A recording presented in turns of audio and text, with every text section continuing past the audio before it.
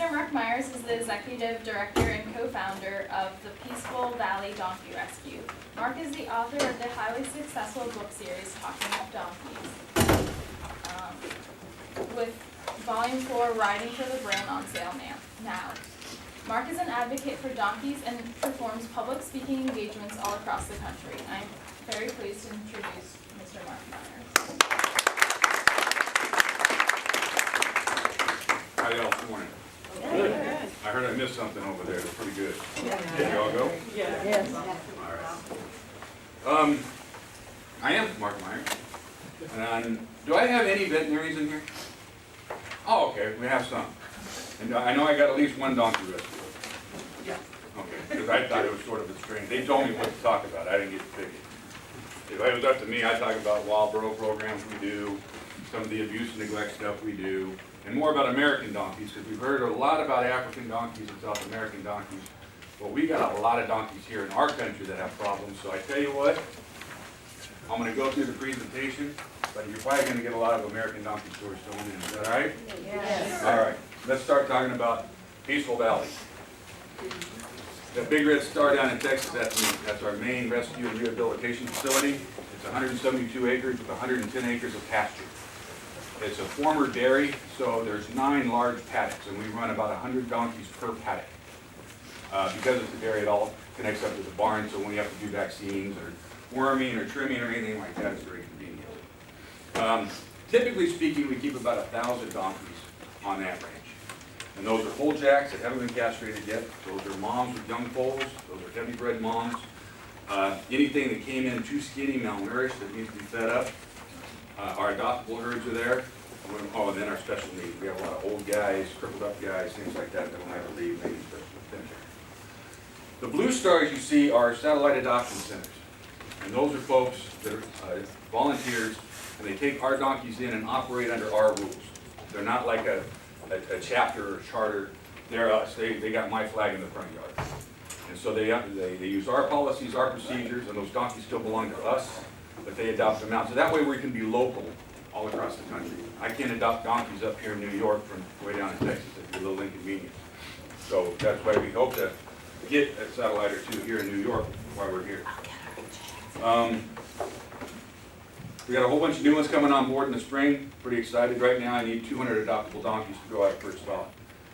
And I have 2 people that do nothing but train donkeys to get them ready.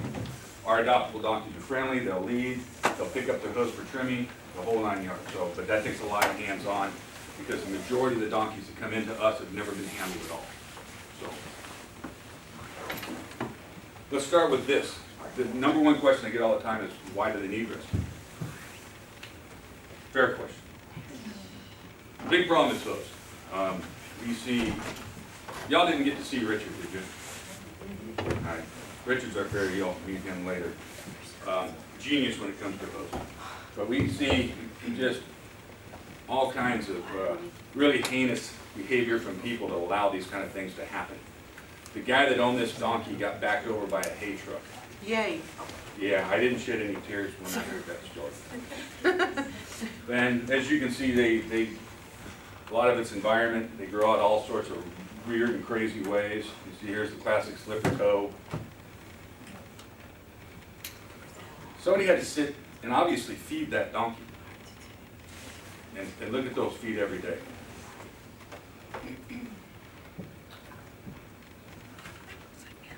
Kind of hurts just to look at the pictures. So this is another thing we see, and this is external trauma. What was his name? Walter? I think that was Walter. He was mean too, boy. He kicked, but he was crippled up, but he was still feisty. So we see stuff, weird stuff like that. Because if you figure, even if just 2% of all the donkeys in the country had an issue, well, 2% of 3,000 donkeys that we care for, that's still quite a few donkeys that we deal with. Inbreeding, we see a lot of results of that. And then this was my last Christmas in Alabama. There was 20 of them, 18 by the time I got there. 16 of them survived. And it was just starvation, plain and simple. And then sometimes we get called in too late. Another problem is obesity. If you all have donkeys, you know That's tough. The more you come this way, the bigger they get, because y'all got some plentiful grazing up here. But obesity is a big problem. And then this, a huge problem. Two needs. That's baby Joey. Thank you. And baby Joey is adorable. He jumped in the trailer, I think, 6 times over a period of 6 months to go with me. Yeah. I back up, and we load out at 4 or 5 a.m.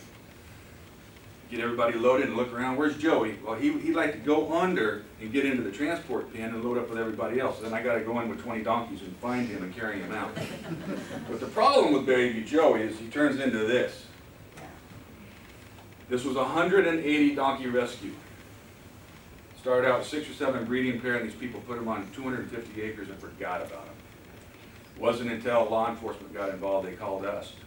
So 180 have never been handled miniature donkeys, wild as anything we've caught in the deserts, came in.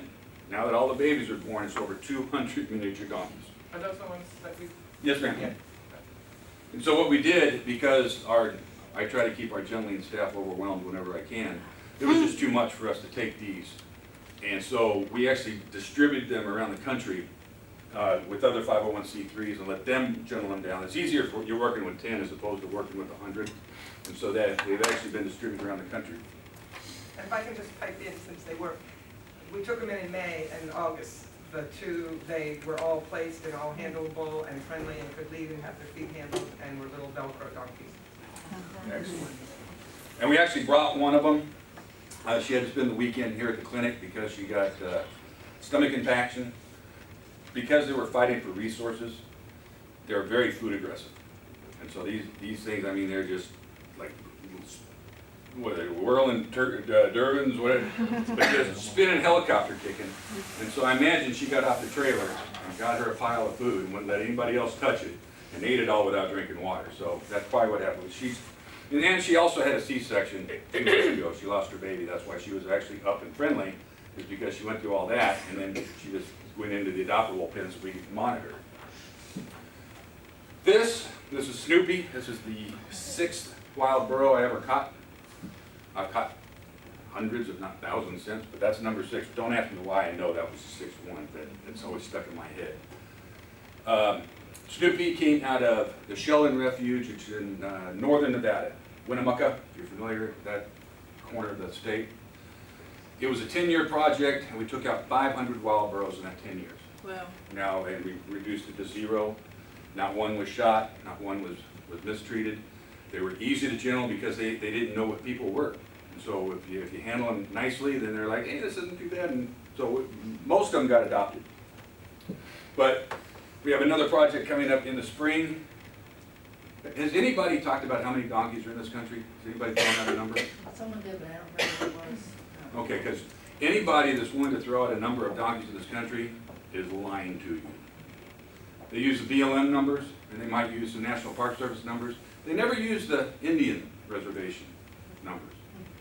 And those are in the thousands, if not the tens of thousands, sometimes per reservation. And that doesn't count private lands. We're going to do a project in the spring with the BLM, and it's all private ranches that aren't fenced. And so these burros come and go from Mexico into southern Arizona, and we don't know how many we're going to deal with. There's hundreds down there. So these all don't count. Only ones that count are the ones really that the BLM counts and how many they think are domesticatable. So that number can go anywhere from there. So that's our next wild burro project. We've done several. We do work mainly with the federal government, USDA, things like that. And then this is a fairly normal looking x-ray of a donkey. But this isn't. This is Tink. Oh, I wanted to ask that too. Tink's hoof, you can kind of make up the corner again. It used to go like that. And he got in a fight with a bigger donkey that had a halter on it. He got that hoof caught in that halter. And he Like the picture you saw in the rescue, like and that. ripped that hoof off at the corner again. And lived that way for 3 months until a neighbor saw that he wasn't getting better, called the police, and we worked with that sheriff department, and I went and picked up Tink. But I didn't know what I was getting into, so I didn't have anything with me. So he was on bedding in the trailer, but all the way home I'm thinking, he's got to jump out of the trailer. And he ain't got foot. So I actually swung by the ranch and we padded him up and made him so I could at least live with myself and get him out of the trailer. This is Tink getting fitted for his prosthetic. And this is Tink with said prosthetic. Another problem we deal with, this is actually not a joke, okay, this isn't like staged. The halter, a little bit loose, that way you can grab it when he's coming at you.